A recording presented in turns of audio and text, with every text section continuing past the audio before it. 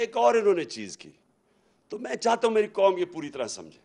انہوں نے کہا عمران خان کو ڈسکوالیفائی کرنا چاہیے کیونکہ اس نے دستخط کیے تھے ان اکاؤنٹس کے اوپر 2012 میں.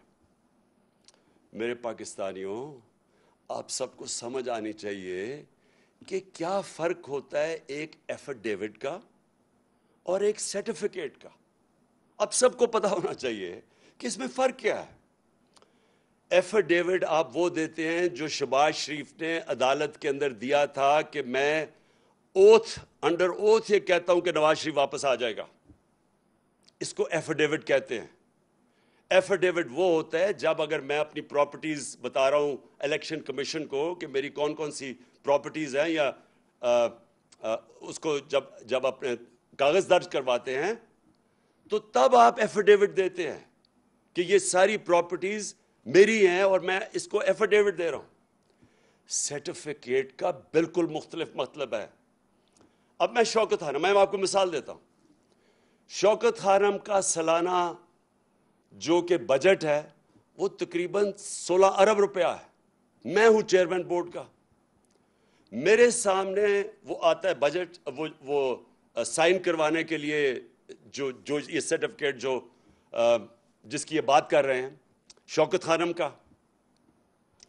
اکاؤنٹنٹس ہوتے ہیں ہمارے، انہوں نے پورا دیکھا ہوتا ہے، پھر وہ آڈیٹرز وہ دیکھتے ہیں اس کو، پھر وہ مجھے بیٹھ کے کہتے ہیں کہ جی ہم نے یہ سارے اکاؤنٹس دیکھ لیے ہیں تو اب آپ اس کے اوپر سائن کر دیں. اور جب میں سائن کرتا ہوں تو میں یہ کہتا ہوں کہ to the best of my knowledge, جہاں تک مجھے پتا ہے یہ اکاؤنٹ ٹھیک ہے، کیونکہ میں ان کے اوپر رلائی کر رہا ہوں.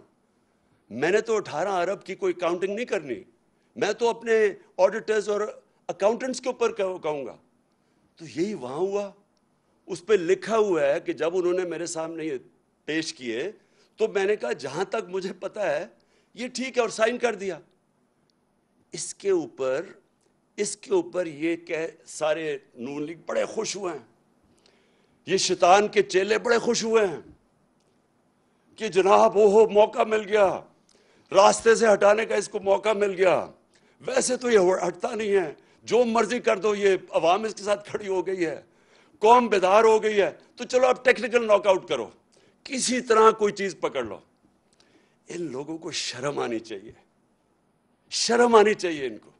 یہ جو پرائم منسٹر یا کرائم منسٹر اور اس کا جو ابھی بیٹا وہاں سے ہٹایا ہے پنجاب سے، 24 ارب روپے کے ان کے اوپر کرپشن کے کیسز تھے. یہی الیکشن کمیشن تھی، انڈر ٹرائل تھے دونوں.